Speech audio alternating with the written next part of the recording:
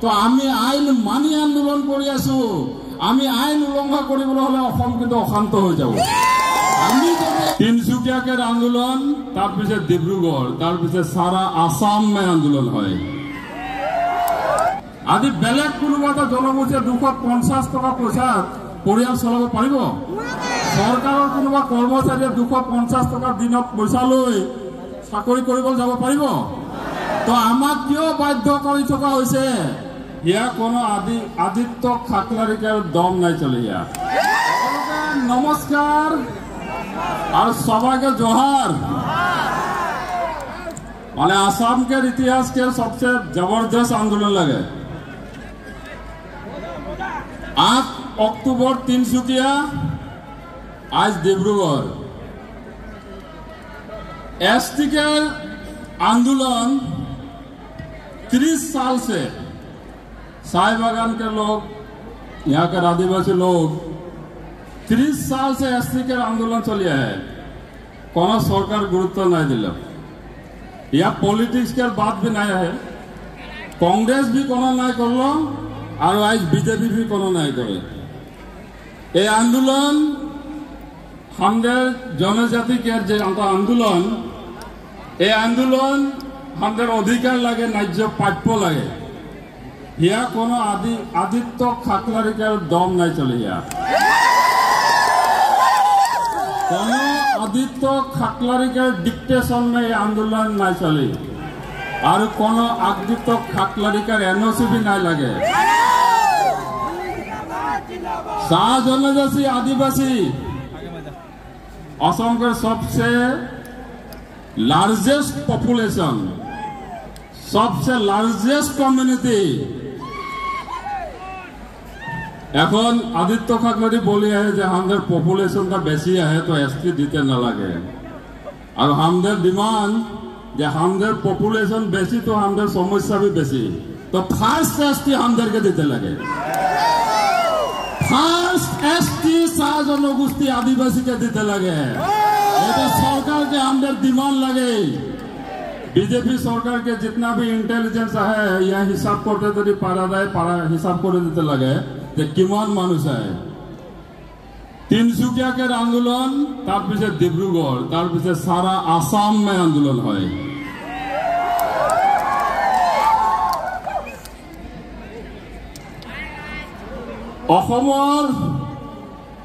आमार जितु इतिहास एतो सकलोए जाने आज कोनोबाई कई आछे आमी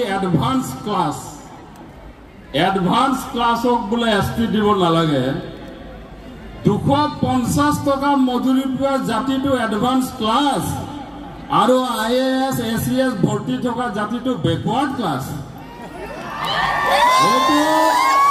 এটো কোনটো মিডিয়া কোনটো সেন্সাস ৰিপোৰ্ট আৰু কোনটো ইকোনমিক সেন্সাসৰ ৰিপোৰ্টত আছে মই আদিত্য খাকলাৰিক আজি ডাইৰেক্ট সুধিছো যে আমি যদি এডভান্স ক্লাস আপোনালোক কেনেকে ব্যাকওয়াৰ্ড ক্লাস হল ভাৰতীয় সংবিধানৰ 342 ইন্ডিয়ান কনস্টিটিউশনত ক্লিয়াৰলি উল্লেখ আছে জনজাতিকৰণৰ কথা ভাৰতীয় সংবিধানত প্ৰাবধান আছে জনজাতিকৰণৰ অসমৰ 6টা জনগোষ্ঠী এই 6টা জনগোষ্ঠীক আসাম এসেম্বলি রিজলিউশন হয়েছে যে জনজাতিকরণের মর্যাদা দিব লাগে এই 6টা জনগোষ্ঠী রেজিস্টার জেনারেল অফ ইন্ডিয়া এপ্রুভেল দিছে যে জনজাতিকরণ করিব লাগে আজি বিজেপি সরকারে কয় যে বলে 2টা জনজাতি আগবাড়ি আছে বাকি 4টা পিছ পড়ি আছে তো রাজ্য সভা 2019 কি কারণে 6টা জনগোষ্ঠীর জনজাতিকরণের বিল ইন্ট্রোডিউস হয়েছিল কি পলিটিক্সের কারণে 6টা জনগোষ্ঠীর বিল ইন্ট্রোডিউস হয়েছিল আজি কোনোবাই ধমকি দিলে আপনালোকে 2টা জনগোষ্ঠী আগবাড়ি আছে বলি কব কোনোবাই ধমকি দিলে আপনালোকে 3টা জনগোষ্ঠী আগবাড়ি আছে বলি কব তো এই যেটো আপনালোকৰ কথা তাৰ কাৰণে সাহস পাইছে কোনোবা আদিত্য খাকলাৰিয়ে যে প্ৰেস মিট কৰি কয় যে 6টা জনগোষ্ঠীক জনজাতিকৰণ কৰিব নালাগে তো এই ধরনের বক্তব্য দিয়া ব্যক্তি সরকারে শীঘ্রে আইনি ব্যবস্থা গ্রহণ করো এই যেটো আন্দোলন এই যিটো আজি ক্ষোভ, এই ক্ষোভ এইটো কাৰণেই যে এটা জনগোষ্ঠীৰ জনসংখ্যা বেছি হলে সেইটো জনগোষ্ঠীৰ জনজাতিকৰণ হ'ব নোৱাৰিব, আৰু কাৰোবাৰ জনসংখ্যা কম হলে জনজাতিকৰণ হ'ব। এইটো কেনেকুৱা জাষ্টিছ হয়? যাৰ জনসংখ্যা বেছি তাৰ বেছি সমস্যা থাকিব, তো বেছি সমস্যা থকা জাতিটোক প্ৰথম জনজাতিকৰণ কৰিব লাগিব। যাৰ জনসংখ্যা কম তেওঁলোকৰ সমস্যাও কম, তো তেওঁলোকক লাহে লাহে জনজাতিকৰণ কৰি থাকিব। তো আমাৰ স্পষ্ট কথা যে প্ৰথম জনজাতিকৰণৰ ক্ষেত্ৰত ফাৰ্ষ্ট প্ৰায়ৰিটি চাহ জনগোষ্ঠী আদিবাসীয়ে পাব লাগিব। ফাৰ্ষ্ট প্ৰায়ৰিটি চাহ জনগোষ্ঠী আদিবাসীয়ে পাব লাগিব। কোনোবা আদিত্য ঠাকৰেয়ে ক'লে বুলি জনসংখ্যা কম থকা জনগোষ্ঠীৰ জনজাতিকৰণ কৰিব নোৱাৰিব। বেআইনী কাম কাৰোবাৰ দমত যদি আইনত পৰিণত হ'বলৈ হয়, বেআইনী কাম যদি কোনোবাই ভাবি দিলে আইনত পৰিণত হয়, তো আমি আইন মানি আন্দোলন কৰি আছো। আমি আইন উলংঘা কৰিবলৈ হলে অসম কিন্তু অশান্ত হৈ যাব। আমি যদি আইন উলংঘা কৰিম, অসমত কোনো পুলিচ মিলিটাৰীয়ে অসম ঠাণ্ডা কৰিব নোৱাৰিব। আমি আইনত থাকি আইনৰ গণ্ডিত থাকি আন্দোলন কৰি আছো। আৰু এই আন্দোলনটো কোনেও ভাবিব নালাগে যে শান্তিপূৰ্ণ আন্দোলনটো আমি কেতিয়াবা কাৰোবাৰ ভাবুকিত ভয় খাম। কোনোবাই ৰাতি আন্দোলন কৰে, আমি দিনত আন্দোলন কৰিছো। হিচাপ কৰিবলৈ দিগদাৰ নহয়। ৰাতিটো 2000 মানুহ 20,000 মানুহ বুলি কৈ দিব পাৰে, কোনেও গমে নাপাব। মিডিয়াই চলি আছে, যি চলাই চলি থাকিব। কিন্তু ইয়াত মিডিয়াইও মিছা কথা ক'ব নোৱাৰে। ইয়াত যিয়ে মিডিয়া আহক, ইয়াত কোনো মিডিয়াই ক'ব নোৱাৰে যে বোলে ইয়াত 5000 মানুহ হৈছে। ইয়াত মিডিয়াই মিছা কথা ক'ব নোৱাৰে, কাৰণ আমাৰ আফচাৰ বিষয় বিভাগে আজি 4টা ড্ৰোন ঘূৰাই আছে ওপৰত। কোনোবাই ফাঁকি দিব বুলি সেইকাৰণে আমিও আজি 4টা ড্ৰোন ঘূৰাই ৰাখিছো ওপৰত। 6টা ঘূৰি আছে। তো এইটো 20,000 মানুহৰ আন্দোলন, 5,000 মানুহৰ আন্দোলন বুলি মিডিয়াত চলাই লাভ নাই। এইটো লাখৰ ওপৰ মানুহৰ আন্দোলন হয়। আৰু এই আন্দোলনটোক চৰকাৰে গুৰুত্ব দিয়া দৰকাৰ আছে। এই আন্দোলনটোক চৰকাৰে মৰ্যাদা দিয়া দৰকাৰ আছে। এই আন্দোলনটোৰ ভাষা চৰকাৰে বুজি পোৱা দৰকাৰ আছে। আৰু যদি বুজি নাপায়, 2026ও বহুত বেছি দূৰত নাই। মাটিৰ পট্টা দিম বুলি ক'লে নহব। অৰুণোদয় 1, অৰুণোদয় 2, অৰুণোদয় 3 পাৰ হৈ গুচি গ'ল। বাগানৰ মানুহ মাটি পট্টা পালে নেকি? তো মাটি পট্টা দিম বুলি ক'লে নহব, মাটি পট্টা দিব লাগিব। আৰু অকল মাটি পট্টা নহয়, যিবিলাক ভূমিহীন মানুহ আছে তেওঁলোকক ভূমিৰ ব্যৱস্থাও কৰি দিব লাগিব। যাৰ মাটিয়ে নাই সি পট্টা ক'ৰ পৰা পাব? মাটি নাথাকা মানুহক মাটিও দিব লাগিব, তাৰপিছত পট্টা। লেণ্ডলেছ হৈ আছো লাষ্ট 200 years। অসমত কোনোবা মানুহ আছে নেকি, কোনোবা জাতি আছে নেকি, কোনোবা জনজাতি আছে নেকি যি 200 years এইটো অসমত থাকি লেণ্ডলেছ হৈ আছে? এনেকুৱা কোনো জাতি নাই। তাৰপিছত আমাক কয় বোলে এডভান্স ক্লাছ। তো কেনেকুৱা এডভান্স ক্লাছ? এইটো মই ভাবো যে কোন সেন্সাস ৰিপৰ্টত এইটো আহিছে, এইটো আদিত্য ঠাকৰে ডাঙৰীয়াই প্ৰেছ মিট দি ৰাজহুৱা কৰি দিব লাগে। কোনটো অসম চৰকাৰ, ভাৰত চৰকাৰৰ ইকনমিক সেন্সাছত অসমৰ চাহ জনগোষ্ঠী আদিবাসীৰ লাখ লাখ মানুহ, কোটি মানুহ আমাৰ অসমৰ আটাইতকৈ এডভান্স ক্লাছ বুলি ৰিপৰ্ট আহিছে, সেইটো ৰাজহুৱা কৰি দিব লাগে আদিত্য ঠাকৰে ডাঙৰীয়াই। আমি গম পাম তেতিয়া কোনটো চৰকাৰী এজেঞ্চিয়ে এইটো সেন্সাস কৰিছিলে। আজি অসমৰ ইতিহাসত এতিয়া কুৱেশ্যন আহিছে, এতিয়া মানুহে কয় যে এইবিলাক মানুহ বোলে আসাম অৰিজিন নহয়। আমি আসাম অৰিজিন নহয়তো কোন আসাম অৰিজিন হয়? যিকেইটা মানুহৰ অসমীয়া ভাষাক যিকেইটা মানুহে অসমৰ ৰাজ্য ভাষা কৰি ৰাখিছে, সেইবিলাক মানুহ যদি আসাম অৰিজিন নহয়, তো আজি কোন আসাম অৰিজিন হয়? আজি কোনোবা ট্ৰাইবেল সংঘই ক'ব যে এইসকল মানুহ আসাম অৰিজিন নহয়। মই কৈছো যে ছত্তীশগড়, ঝাৰখণ্ড, উৰিষ্যা আমাৰ 200 yearsত আমাৰ ৰিলেশ্যন কাট অফ হৈ গৈছে। 200 বছৰ অসমত আছো, অসমৰ ভাষাক আমাৰ নিজৰ ভাষা বুলি লৈছো, অসমৰ সংস্কৃতিক আমাৰ নিজৰ সংস্কৃতি বুলি লৈছো, অসমৰ কাৰণে আমি শ্বহীদ হৈছো। তাৰ পিছত আজি যদি কোনোবাই কয় এইসকল মানুহ আসাম অৰিজিন নহয়, তো কোনে আসাম অৰিজিন হ'ব? মাংৰি উৰাং মৰি গ'ল 1921ত ভাৰতৰ স্বাধীনতা সংগ্ৰামৰ কাৰণে। আজি প্ৰশ্ন উঠিব নেকি মাংৰি উৰাং আসাম অৰিজিন আছিলে নে নাছিলে? মাংৰি উৰাং 21ত শ্বহীদ হ'ল। অসমৰ প্ৰথম মহিলা শ্বহীদ, অসমৰ উত্তৰ পূৰ্বাঞ্চলৰ প্ৰথম মহিলা শ্বহীদ আছিলে মাংৰি উৰাং। আৰু আজি এইটো জাতিক প্ৰশ্ন কৰে বোলে এইটো আসাম অৰিজিন নহয়, তো কোন হয় আসাম অৰিজিন? কি দিয়া নাই এইটো জাতিয়ে? অসম আন্দোলন, ভাৰতৰ স্বাধীনতা আন্দোলন, ভাষা আন্দোলন, মাধ্যম আন্দোলন, লাষ্ট কা আন্দোলনতো আমাৰ শ্বহীদ হৈছে।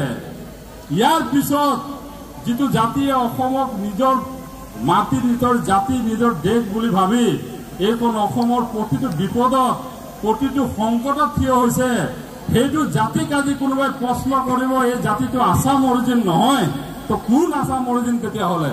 এইসকল মানুহক লৈ এই ধৰণৰ তুচ্ছ তাচ্ছিল্য, এই ধৰণৰ অপমানজনক বক্তব্য বন্ধ কৰিব লাগে। আৰু মই কওঁ, অসমত এটা সময়ত এটা ৰিপৰ্ট গ'ল যে 36টা জাতিক জনজাতিকৰণৰ মৰ্যাদা দিব লাগে। আমি সদায় ওয়েলকাম কৰি আছো 36টা জাতিক জনজাতিকৰণৰ মৰ্যাদা দিয়াটো। আজচাই কেতিয়াও বাধা দিয়া নাই 36টা জাতিক জনজাতিকৰণ দিয়াটো। চৰকাৰকো আমি কৈছো যে 36টাক জনজাতিকৰণ কৰিলে আমাৰ আপত্তি নাই, কিন্তু এটা কথা কৈছো, সেই ৰিপৰ্ট ভুল আছিলে, সেই ৰিপৰ্ট শুদ্ধ ৰিপৰ্ট নাছিলে। এই ৰিপৰ্টে আজি এই জাতিটোক দুভাগত ভাগ কৰিব আৰু এই জাতিটো এক হৈ থাকিব লাগিব। আজি ইয়াত কোনো 36 জাতি বুলি নাই, ইয়াত সব আছে, যিমান আছে চাহ জনগোষ্ঠী আদিবাসী সব আছে ইয়াত। এই আন্দোলনত অকল 36টা জাতিৰ সমৰ্থন নাই, এইটো গোটেই চাহ জনগোষ্ঠী আদিবাসী সমাজৰ সমৰ্থন আছে। আৰু সেই ভুল ৰিপৰ্টৰ কথা সদায় কৈ কৈ জাতিটোক দুভাগৰ চেষ্টা নকৰিব। সমগ্ৰ চাহ জনগোষ্ঠী আদিবাসী সমাজ 200 বছৰ আগত অসমত আহিছে। আজি আমাৰ ৰিপৰ্ট লৈ ছত্তীশগড়, ঝাৰখণ্ড, উৰিষ্যাৰ পৰা আৰু বেলেগ জাতিবিলাকৰ ৰিপৰ্ট কোন ৰাজ্যৰ পৰা লোৱা হৈছে? বেলেগ জাতিবিলাকক যে জনজাতিকৰণ কৰাৰ কথা কৈছে, তেওঁলোকৰ ৰিপৰ্ট অসমৰ বাহিৰৰ কোন ৰাজ্যৰ পৰা লোৱা হৈছে? আমাকো অসমৰ এটা জনগোষ্ঠী বুলি বিবেচনা কৰি অসমৰ সমগ্ৰ চাহ জনগোষ্ঠী আদিবাসী জাতিক জনজাতিকৰণ কৰিব লাগে। এইটো অসম চৰকাৰক আমাৰ আহ্বান। অসমৰ সমগ্ৰ চাহ জনগোষ্ঠী আদিবাসী জাতিক জনজাতিকৰণ কৰি এই জাতিটোক এখন অসমত এক হৈ থাকিবলৈ দিব লাগিব। এই জাতিটোক এখন অসমত ৰাজনৈতিক অধিকাৰ লৈ জীয়াই থকা জাতি কৰিব লাগিব। এইটো জাতিক অসমত সকলো ক্ষেত্ৰত আগবাঢ়ি যোৱাৰ পৰিৱেশ দি এটা জাতি হিচাপে থকাৰ ব্যৱস্থা কৰিব লাগিব। আজি অসমত আজি 200টা বছৰে আমি ডিপ্ৰাইভ হৈ আছো, 200টা বছৰে আমি পিছ পৰি আছো, 200টা বছৰে আমি সকলো অধিকাৰৰ পৰা বঞ্চিত হৈ আছো। আমাৰ মাজত চৰকাৰী চাকৰিয়াল নাই, সামান্য চৰকাৰী চাকৰিয়াল। অন্য জাতি জনগোষ্ঠীৰ লগত যদি হিচাপ কৰা যায় তেতিয়াহ'লে আমাৰ মাজত থকা চৰকাৰী চাকৰিয়াল আৰু বেলেগ জনগোষ্ঠীৰ চৰকাৰী চাকৰিয়াৰ মাজত আকাশ পাতাল পাৰ্থক্য থাকিব। এইটো জাতিক আজিৰ তাৰিখত আজি IAS কেইজন আছে, ACS কেইজন আছে, আনকি যিটো চাহ উদ্যোগ এইটো জাতিয়ে বনালে সেই চাহ উদ্যোগটোত মেনেজাৰ কেইজন আছে, সেই চাহ উদ্যোগটোক আজি এটা সংকটৰ কথা কৈ থকা হৈছে। গতিকে চাহ উদ্যোগ আৰু চাহ জনগোষ্ঠীৰ ৰাইজৰ কাৰণে অসম চৰকাৰে লাষ্ট আজিলৈকে 77টা বছৰত জনগোষ্ঠীটোৰ কাৰণে যিমান কাম কৰিব লগা আছিলে যদি কৰা হলে আজি আমাৰ মাজতো হয়তো বহুত IAS ওলালেহেঁতেন, বহুত ACS ওলালেহেঁতেন। বাগানত শিক্ষা ব্যৱস্থা ভাল নহয়, বাগানত স্বাস্থ্যৰ ব্যৱস্থা ভাল নহয়, সকলো ক্ষেত্ৰৰ পৰা আমি পিছ পৰি আছো। আজি 250 টকা মজুৰিত আজি বেলেগ কোনোবা জনগোষ্ঠী এটা পৰিয়াল চলাই দেখাব পাৰিব নেকি? আজি বেলেগ কোনোবা এটা জনগোষ্ঠীয়ে 250 টকা পইচাত পৰিয়াল চলাব পাৰিব? চৰকাৰৰ কোনোবা কৰ্মচাৰীয়ে 250 টকা দিনত পইচা লৈ চাকৰি কৰিবলৈ যাব পাৰিব? তো আমাক কিয় বাধ্য কৰি থকা হৈছে 250 টকাত বাগান চলাই ৰাখিবলৈ, চাহ উদ্যোগ জীয়াই ৰাখিবলৈ? চাহ উদ্যোগ জীয়াই ৰখা নহয়, অসমৰ অৰ্থনীতি জীয়াই আছো আমি। অসমৰ যিটো আটাইতকৈ ডাঙৰ পৰিচয়, সমগ্ৰ বিশ্বত অসমৰ পৰিচয় আছে চাহক লৈ, আৰু এই চাহ উদ্যোগ জীয়াই ৰাখিছে এইসকল মানুহে। কিন্তু সেইসকল মানুহে একাপ ভাল চাহ খাবলৈ তেওঁলোকৰ অকাত আজিলৈকে হোৱা নাই, সেই সুবিধা আজিলৈকে দিয়া নাই চৰকাৰে।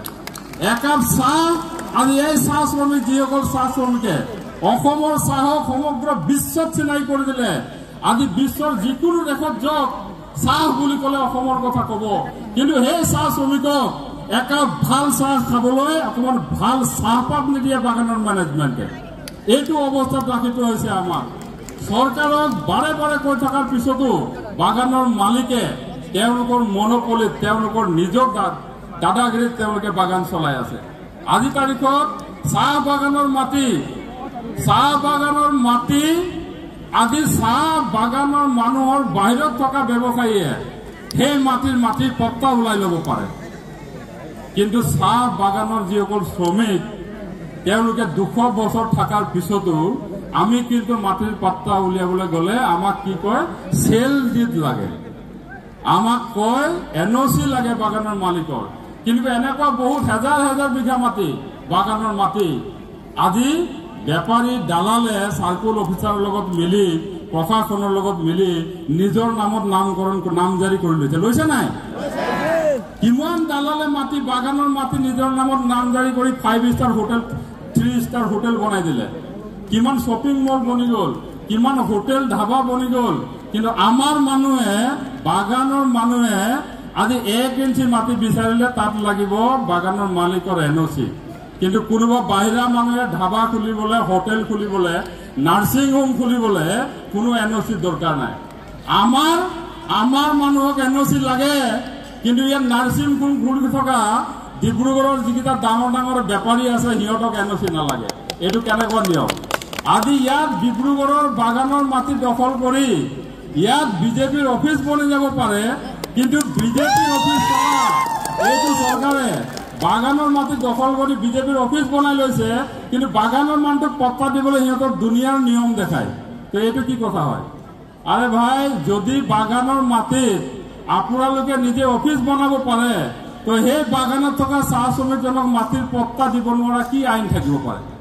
এনেকুৱা কি আইন আছে যে আপোনালোকে অফিচ বনাব পাৰে, আপোনালোকে ভাল পোৱা মানুহক নাৰ্ছিং হোম বনাবলৈ বিঘাই বিঘাই মাটি আপোনালোকে দি দিব, কিন্তু আমাৰ মানুহক আপোনালোকে মাটি দিব নোৱাৰে? এইটো নীতি মানি লোৱা নহ'ব। আৰু চৰকাৰক স্পষ্টভাৱে কৈছো যে চাহ শ্ৰমিকক অকল মাটিৰ পট্টা দিলে নহ'ব, ভূমিহীন চাহ শ্ৰমিকক ভূমিও দান দিব লাগিব, ভূমিও দিব লাগিব। তেতিয়াহে চাহ শ্ৰমিক ৰাইজ এখন অসমত আমাক নহ'লে সদায় প্ৰশ্ন কৰি থাকিব, এইসকল মানুহ আছাম অৰিজিন নহয়, এইসকল মানুহ খিলঞ্জীয়া নহয়। গতিকে আমাক ভূমিৰ অধিকাৰ দিব লাগিব, আমাক জনজাতিকৰণ লাগিব, চাহ শ্ৰমিকৰ মজুৰি বৃদ্ধি হ'ব লাগিব, চাহ বাগিচাৰ ল'ৰা ছোৱালীয়ে চৰকাৰী বেচৰকাৰী সকলো ক্ষেত্ৰত সংস্থাপন পাব লাগিব। আৰু চাহ শ্ৰমিকসকলে অসমত সদায় 3rd ক্লাছ চিটিজেন হৈ থাকিব নালাগিব। আমি সদায় 3rd ক্লাছ চিটিজেন হৈ থাকিব নিবিচাৰোঁ। আমি অসমৰ প্ৰতিটো জাতি জনগোষ্ঠীৰ সমানে আমিও আগবাঢ়ি যাব বিচাৰিছোঁ। আৰু সেইকাৰণে চৰকাৰক আহ্বান যে এই জনগোষ্ঠীটোৰ যিবিলাক মূল দাবী, সেই দাবীবিলাকক আওকাণ কৰাৰ, সেই দাবীবিলাকক কম গুৰুত্বপূৰ্ণ বলে ভাবাৰ দুঃসাহস নকৰিব। এই যিটো মানে আজি আন্দোলন তিনিচুকীয়া ডিব্ৰুগড়, মানে এইটো আপাৰ আছামৰ আন্দোলন হয়। এই আপাৰ আছাম গোটেই উজনি অসমৰ আন্দোলন। এইটো এটা ডিষ্ট্ৰিক্টৰ আন্দোলন নহয়। অসমৰ চৰকাৰে এইটো আন্দোলনক বুজি পোৱা দৰকাৰ আছে, খুব বুজি পোৱা দৰকাৰ আছে। সেইকাৰণে মই মুকলি আহ্বান জনাইছোঁ, তিনিচুকীয়াৰ পিছত আন্দোলন ডিব্ৰুগড়, ইয়াৰ পিছত সমগ্ৰ অসম হ'ব। তাৰ আগতে চৰকাৰে এই দাবীবিলাকক লৈ গুৰুত্ব সহকাৰে লৈ এই দাবীবিলাকক কাৰ্যকৰী কৰিবলৈ মই আহ্বান জনাইছোঁ। আৰু আজি এই আন্দোলনত ইয়াত থকা, এই আন্দোলনত সহযোগ কৰা অসম চাহ মজদুৰ সংঘ, আদিবাসী ছাত্ৰ সন্থা, জাতীয় মহাসভা, 36 জাতি পৰিষদ আৰু সকলোকে মই আশ্বাৰ ফালৰ পৰা কৃতজ্ঞতা জনাইছোঁ। এইটো কাৰণে যে এই একতাটোৱে এই জাতিটোক দৰকাৰ আছিলে, এই জাতিটোক এই একতাটো দৰকাৰ আছিলে। আৰু এই একতাটো ৰাখি থোৱাটো দৰকাৰ, কাৰণ আমি যিমানে ভাগ হ'ম সিমানে বেলেগে সুবিধা ল'ব। আমি এক হৈ ফাইট কৰিব লাগিব। এক হৈ আমি যেতিয়া ফাইট কৰিম, আমাক ৰাখিব পৰা শক্তি এইটো অসমত কোনো নাই। আমাক ৰাখিব পৰা শক্তি কোনো নাই এইটো অসমত। খালি আমি ইউনাইটেড হৈ থাকিব লাগিব। আৰু ইউনাইটেড হৈ থকাৰ এই যিটো আজিৰ আন্দোলনে যেটো পৰিৱেশ বনাইছে সেই পৰিৱেশটো সদায় অসমত থকা দৰকাৰ আছে। মই এইটো আহ্বান জনাই সকলোকে মোৰ অসম চাহ জনজাতি ছাত্ৰ সন্থাৰ তৰফৰ পৰা কৃতজ্ঞতা জনাইছো, ধন্যবাদ জনাইছো। আৰু নিশ্চিতভাৱে এই আন্দোলনে আমাৰ ন্যায্য প্ৰাপ্য, আমাৰ অধিকাৰক নিশ্চিতভাৱে আমাক প্ৰদান কৰিবৰ কাৰণে চৰকাৰখনক বাধ্য কৰিব বুলি আশা কৰি মই মোৰ বক্তব্য সামৰিছো।